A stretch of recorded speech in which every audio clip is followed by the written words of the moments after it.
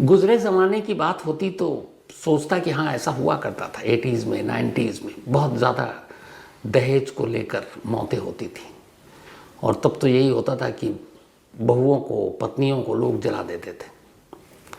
लेकिन आज 2025 में जब हम आसमानों की सैर कर रहे हैं, अभी चांद पर जाने की बातें हो रही हैं और उस दौर में इसी देश में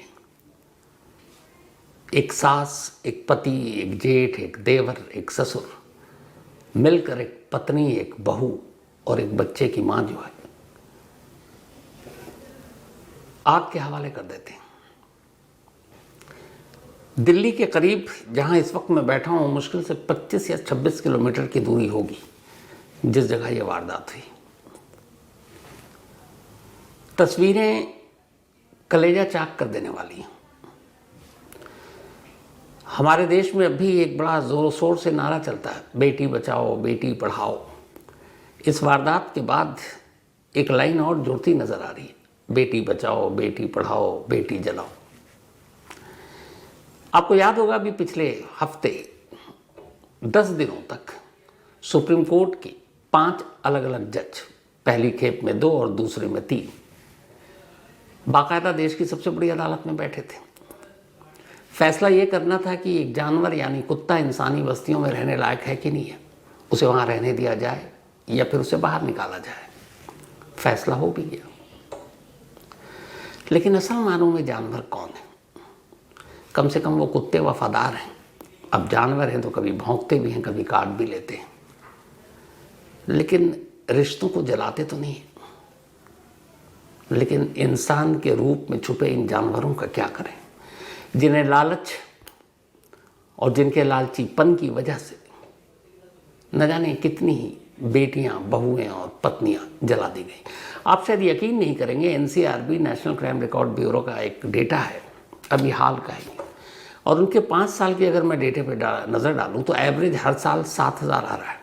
20 साल पर नज़र डालूं तो उस हिसाब से करीब 1.25 से 1.5 लाख हमारे देश में किसी न किसी बहू, किसी न किसी पत्नी और किसी न किसी की बेटी को जला दिया गया या मार दिया गया, सिर्फ दहेज के लिए। तो वैसे जानवरों को इंसानी बस्ती में रहने या न रहने के लिए मुकदमा होना चाहिए, या ये होना चाहिए कि इंसान के रूप में जो जानवर हमारे बीच में छुपे हुए, हमारे जैसे घरों में रह रहे हैं, इन्हें बाहर करना चाहिए। अप्रैल का वो महीना आपको याद होगा, और एक तस्वीर जब एक बीवी अपने पति का सर अपनी गोद में रखकर पत्थर की बुत की तरह बैठी हुई थी, क्योंकि आतंकवादियों ने उसके पति को गोली मार दी थी। उस एक तस्वीर ने देश को खौला दिया था, लोगों का खून खौल उठा, और इसके बाद उन सुहागनों का बदला लेने के लिए सरकार ने ऑपरेशन सिंदूर चलाया। पर दुश्मन सरहद पार के थे, उन्हें तो मार दिया, पर जो अपने घरों के जो दुश्मन हैं, जो सिंदूर किया, पूरी सुहागन को ही जिंदा मार देते हैं, जला देते हैं, क्या इनके खिलाफ ऐसे किसी ऑपरेशन की ज़रूरत नहीं है? क्या इनके खिलाफ ऐसे ऑपरेशन नहीं चलाए जाने चाहिए? मैं ये सब कुछ इसलिए कह रहा हूँ कि एक बच्चा है, एक बेटा है, और वो कैमरे पर ये कह रहा है कि कैसे उसकी मम्मी को उसके पापा ने लाइटर से जला दिया। और कमाल ये है कि जब ये बेटा ये कह रहा है, तब भी देखिए उस शख्स को, जो उसकी माँ का दुश्मन है, जो उसकी माँ का कातिल है, उसे पापा ही बुला रहा है। इस बच्चे की सिर्फ आप बात सुन लीजिए। पहले मम्मा के ऊपर गाली कूद डाला, फिर मम्मा को चाहता मारा, फिर लाइटर से आग लगा दी थी। तो इस मासूम बच्चे को आपने सुना। अब इस बच्चे की मौसी को आपको सुनाता हूँ। ये वो मौसी है जो इस बच्चे की माँ यानी उसकी अपनी छोटी बहन को जिंदा जलते हुए और मरते हुए अपनी आंखों से देखा, बेबसी के आलम में। और यही वो मौसी है, या उस निकी की बहन जो अब इस दुनिया में नहीं है, कंचन, जिसकी बहादुरी को भी सलाम है, क्योंकि उस सिचुएशन में भी इसने अपने मोबाइल के कैमरे को ऑन किया और अपनी बहन पर जब जुल्म ढाए जा रहे थे उसे रिकॉर्ड किया, और इस रिकॉर्डिंग के दौरान उसकी बहन के पति ने इसकी तरफ मुक्का भी ताना था। ये इस पूरे हादसे की गवाह थी और इस हादसे से कुछ घंटे पहले खुद इसे भी इसके पति ने बुरी तरह मारा था। तो बच्चे के बाद अब पहले उसकी मौसी को सुन लीजिए। पहले हमारे साथ मारपीट हो रही थी, काफी दिन से हमें टॉर्चर करता जा रहा था कि तुम्हारी शादी में ये नहीं मिला, वो नहीं मिला, इतने पैसे लाओ, अपने घर से 36 लाख रुपए लाओ। उसके बाद सास ने कुछ लिक्विड ला के रखा घर में, हमें दिया। फिर मेरी छोटी बहन के ऊपर बहुत ज्यादा अत्याचार करा, उसके सर में गले में बहुत सारी चीजें मारी और उसके बाद उसके ऊपर तेजाब डाल दिया। वहाँ पे हमारे बच्चे भी सब थे यार, मैं कुछ भी नहीं कर पाई। मेरे साथ भी बहुत ज्यादा बदतमीजी करी इन लोगों ने, इतना बुरा मारा उसे। मेरे बच्चे भी वहाँ पे देख रहे थे सारी चीजें। उसके बाद मारने के बाद उसके ऊपर वो जो लिक्विड लाए थे वो उसके ऊपर डाल दिया। मेरी बहन जल गई मेरी आंखों के सामने। मैंने उसे बचाने की कोशिश करी पर मेरी बहन को पता नहीं कौन हॉस्पिटल लेके गया, कौन नहीं। मैं उस स्थिति में नहीं बच पाई थी क्योंकि मैं बेहोश होके गिर गई थी। तो इन दोनों को सुन लिया। अब चलिए आपको उस इंसान के रूप में मौजूद जानवर से मिलाते हैं और उसको भी सुनाते हैं। ये विपिन है, उसी निकी का हस्बैंड, जिसे शायद चिता पर यूं ही लेटने का मौका नहीं मिला क्योंकि 100% जली हुई थी। और उस जली हुई निकी को चिता पर उसके घर वालों ने जब लिटाया तो सोचे क्या आलम होगा। लेकिन ये विपिन इस वक्त अस्पताल में है। एक रिपोर्टर ने पूछा, तुम्हें कोई अफसोस है, पछतावा है, मलाल है? और किस बेशर्मी से ये कह रहा है कि मैंने नहीं मारा, खुद मर गई। और तस्वीरें कुछ और कह रही हैं। तो इस बेशर्म को भी एक बार सुन लीजिए। कुछ कहना चाहते हो आप? गलती पछतावा है? गलती का पछतावा है आपको? मुझे नहीं है, नहीं मैंने मारी है। हाँ। ना मैंने कुछ किया है, अपने आप मरी है। हाँ। अच्छा। और आप पहले भी मारपीट करते थे उससे? मियाँ बीवी में हर जगह लड़ाई होती रहती है, ये कोई आम बात नहीं है। अच्छा अच्छा। और वो अपने आप लगाई? बस मुझे और कुछ नहीं पता ना। पछतावा है? नहीं, हाँ बहुत पछतावा है। बच्चा भी चली गई, बच्चा भी 5 साल का। हाँ। तो ये वो पति था। अब अगर इसकी तस्वीर देख लेते हैं तो बार बार गुस्सा आता है। तो कहानी के ये सारे किरदार तो आपने सुन लिए, देख लिए। अब एक तस्वीर में एक औरत भी है। कहते हैं कि माँ बहुत दयालु होती है और इत्तेफाक से इस माँ का तो नाम ही दया है। तो दया तो इसके अंदर कूट कूट कर भरा होना चाहिए। लेकिन ये वो सास है जिसने निकी की मौत से पहले उसे बुरी तरह पीटा, और वो सब कुछ कैमरे में कैद था जो ये आप देख रहे हैं। ये वो माँ थी जिसके अपने 3 बच्चे हैं, 2 बेटा और 1 बेटी। उस बेटी की भी शादी की, लेकिन किसी और माँ को किस तरीके से मारा और किस तरीके से उसकी जान गई, कोई माँ ऐसा कैसे कर सकता है। लेकिन लालच वो बला है जो इंसान को जानवर बनाते देर नहीं करती। और यही इस परिवार का हाल था। ये पूरा कुंबा, ये पूरा परिवार ही लालची था। अब ये सारी चीज़ें क्यों हुई, इसकी कहानी सिर्फ इस एक गाड़ी से शुरू होती है। ये मर्सिडीज़ कार आप देख रहे होंगे, बिल्कुल नई चमचमाती हुई। और इसी मर्सिडीज़ के जड़ में इन इंसानों के जानवर बनने की कहानी है। असल में ये मर्सिडीज़ कुछ दिन पहले ही निकी के पिता ने खरीदी। उनका अपना कारोबार है, ठीक ठाक पैसे वाले हैं, गाड़ी खरीद सकते हैं।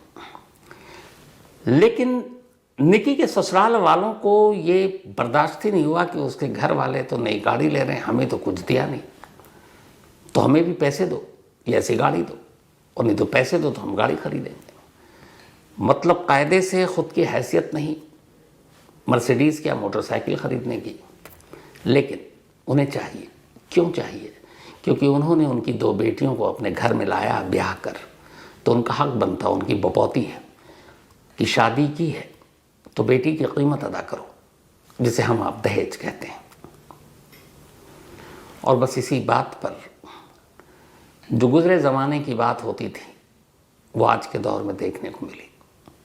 एक बेटी, एक बहू, एक बीवी को जिंदा जला दिया गया। ये कहानी ग्रेटर नोएडा की है, जहाँ मैंने आपको बताया बैठा हूँ, वहाँ से मुश्किल से 26 किलोमीटर दूर होगी। कहानी की शुरुआत यूँ तो 2016 से हुई। 2016 भिखारी सिंह, उनकी 2 बेटियाँ थीं और एक बेटा है। ठीक ठाक उनका अपना कारोबार, बिजनेस। दोनों बेटियों को उन्होंने बहुत ढंग से पढ़ाया, अच्छी परवरिश दी, नाजों से पाला, जैसा हर बाप करता है। जब वो बड़ी हुई तो अब फिर रिश्तों की तलाश शुरू हुई। इत्तेफाक से नज़र जाकर पड़ी इसी ग्रेटर नोएडा में रहने वाले सतबीर के 2 बेटों पर। उनमें से एक का नाम विकी और विपिन और दूसरे का नाम रोहित। पूरी तरह से खंगालने के बाद घर वालों ने रिश्ता तय किया और भिखारी सिंह ने अपनी दोनों बेटियों की शादी इन दोनों भाइयों से करने का फैसला कर लिया। रिश्ते की बात फाइनल हुई और दिसंबर 2016 में 2 बहनें और उनकी शादी 2 सगे भाइयों से। घर वालों को लगा कि दोनों बहनें एक साथ रहेंगी, ऊंच नीच, अच्छा बुरा सब आपस में संभाल लेंगी। यही सोचकर शादी की और क्या धूमधाम से शादी की। जितना खर्च हो सकता था बाप ने किया। दहेज में स्कॉर्पियो गाड़ी दी, बुलेट दिया, लड़के की फरमाइश थी कि बुलेट भी दो। महंगे महंगे तोहफे दिए, कीमती सामान दिए और पूरे शान शौकत से शादी की। 16 में ब्याह कर ये दोनों बहनें दोनों भाइयों विपिन और रोहित के घर पहुंच गई। ये दोनों तब पढ़ रहे थे, बिजनेस या काम भी नहीं कर रहे थे, बेरोजगार थे एक तरह से। और आज भी आलम यह है कि एक तरह से बेरोजगार ही है। उसकी वजह यह है कि इनके परिवार के जो मुखिया हैं सतबीर, उनका अपनी परचून की दुकान है, जहाँ आटा चावल दाल तेल साबुन ये सब बिकता है। जबकि निकी और कंचन के पिता का अच्छा खासा कारोबार, उनके पास दौलत ज़्यादा थी। उन्हें लगा दोनों बेटियां खुश रहेंगी, लेकिन उन दोनों की नज़र और उस घर वालों की नज़र तो उनकी दौलत पर थी। शादी के कुछ महीने तक तो ठीक चला, उसके बाद मुंह खुलना शुरू हो गया। हमें ये चाहिए, हमें ये चाहिए। बीच बीच में बाप भी देते रहे, हैसियत थी कि चलो बेटियां खुश रहेंगी। बात एक बेटी नहीं 2-2 बेटियों की थी। लेकिन लालच का मुंह खुलता गया, मांग बढ़ती गई। घर वाले भी परेशान, उधर बेटियां भी परेशान। लेकिन इन बेटियों की एक बड़ी अजीब मजबूरी होती है। जब तक घर पर रहती है मायके में हर चीज़ शेयर करती हैं, एक बार ससुराल पहुंच जाती हैं तो फिर इनकी तकलीफ़ सिर्फ इनकी बनकर रह जाती है। ये नहीं चाहती हैं कि इनके माँ बाप को इनकी तकलीफ़ के बारे में जानकारी भी हो, क्योंकि इन्हें लगता है कि उन्हें तकलीफ़ पहुंचेगी। और यही खामोशी कई बार जानलेवा हो जाती है। दोनों बेटियां अब दहेज के नाम पर जुल्म सहती रहीं, पिटती रहीं, मार खाती रहीं, लेकिन उफ नहीं किया। जब कभी कोई बड़ी चीज़ होती तो घर वालों को बता देते, घर वाले दे देते। और ये सिलसिला चलता रहा। इस दौरान में इनको बच्चे भी हुए, लेकिन इनकी लालच बंद नहीं हुई।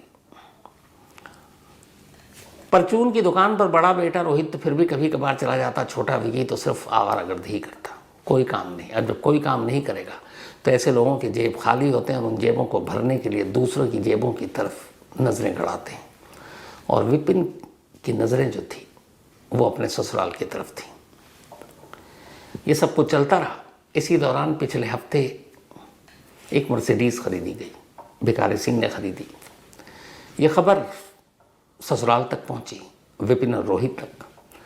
अब उन्हें लगा कि कमाल है, इनके घर वाले मर्सिडीज़ में चल रहे हैं और हमारे पास तो है नहीं, तो हमें भी चाहिए। नहीं है तो 35 लाख रुपए दे दो, हमको महंगी गाड़ी खरीद लेंगे। दहेज लेने वाले दहेज के पैसे से अगर कोई घर देता है उसमें भी चौड़े होकर रहते हैं, गाड़ियाँ मिलती हैं तो रौब के साथ घूमते हैं, कभी शर्म नहीं आती।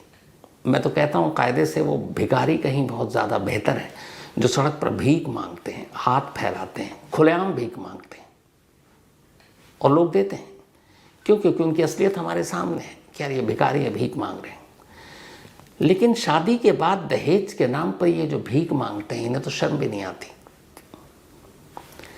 तो इसी मर्सिडीज़ को लेकर बहस शुरू हुई, लड़ाई शुरू हुई। बात 21 तारीख की थी, गुरुवार का दिन था।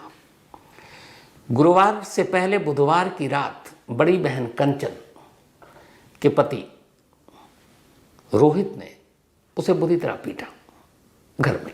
उसको काफ़ी चोट लगी, हाथ पे भी, गाल पे भी, गर्दन पर भी।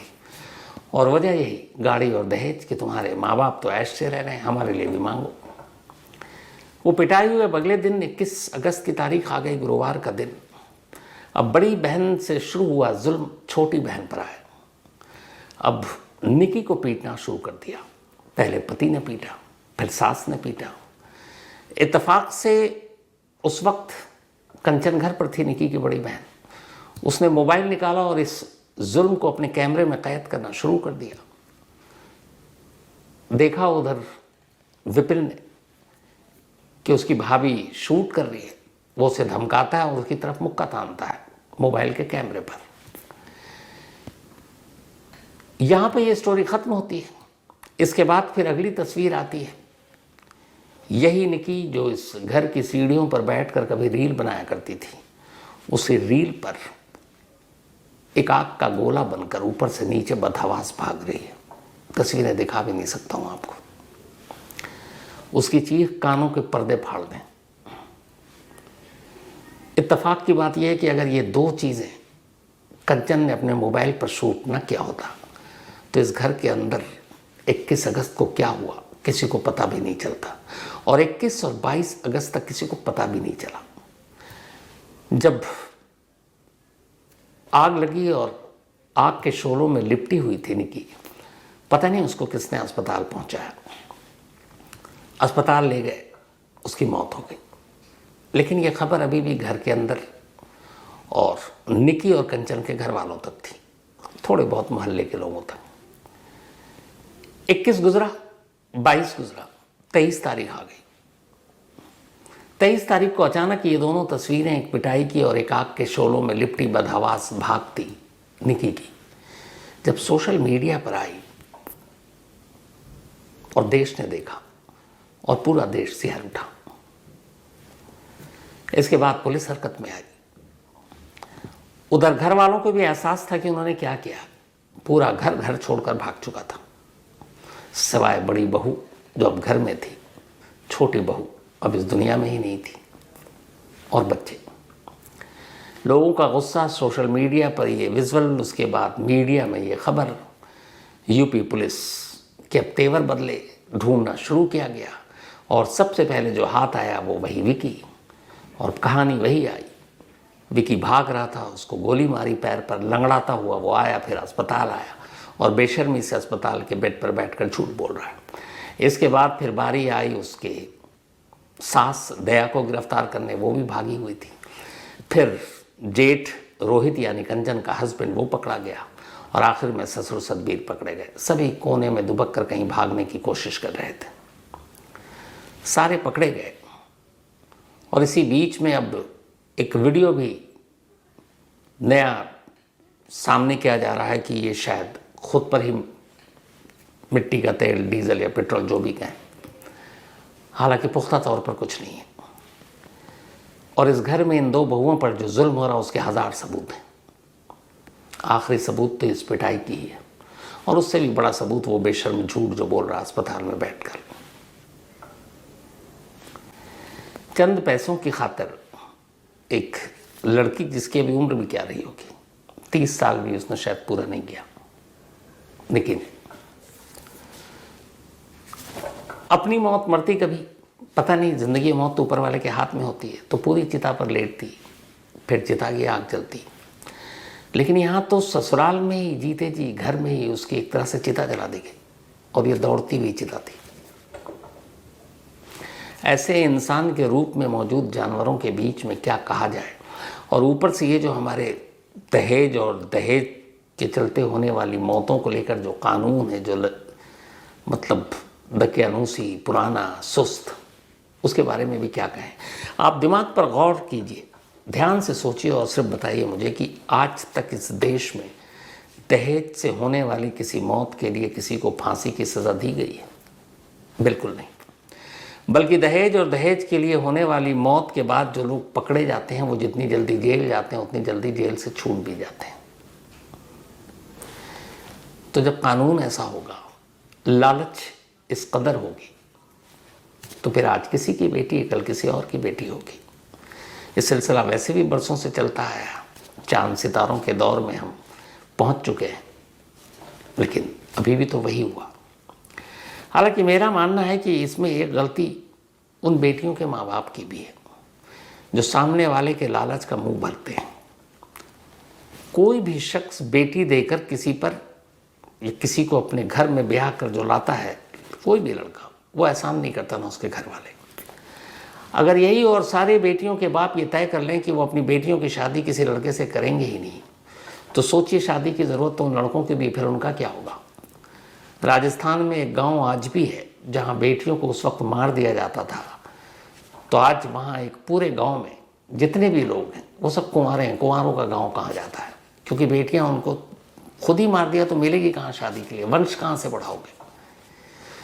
तो अगर हर बेटी के माँ बाप ये तय कर लें, शायद दहेज के इन लालची दानवों का कुछ इरादा बदल जाए, या ये तय कर लें कि अपनी खुशी से जो देना है देना है, दहेज नहीं देंगे।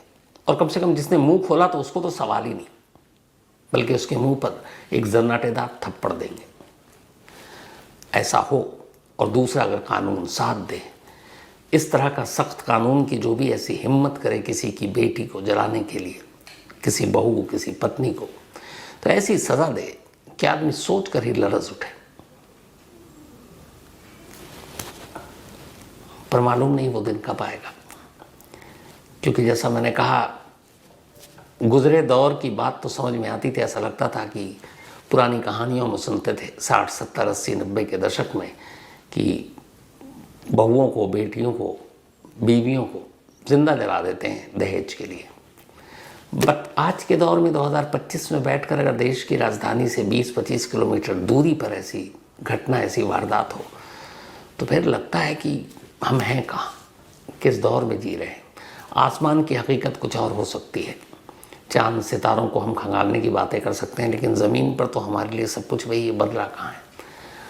आज भी ऐसे सास ससुर पति के हाथ में घासलेट का एक कनस्तर है और सामने जलती हुई बेटी है, बहू है, बीवी है, बदला कहाँ। बदल सकता है अगर कानून साथ दे, बदल सकता है अगर हर माँ बाप जिनकी बेटियां हैं वो तय कर लें। कैसे लोगों को दहेज देना तो दूर की बात, वो बात भी करें तो दरवाजे से बाहर बैरंग लौटा दें। किस फील्ड में बेटियां नहीं आज, आप बात कीजिए, कोई ऐसी फील्ड बताइए जहां नहीं। मर्दों के साथ कंधे से कंधा मिलाकर चल रही हैं। लेकिन आज भी जब शादी की बात आती है तो लड़के वाले का पक्ष ऊपर और लड़की वालों का नीचे क्यों?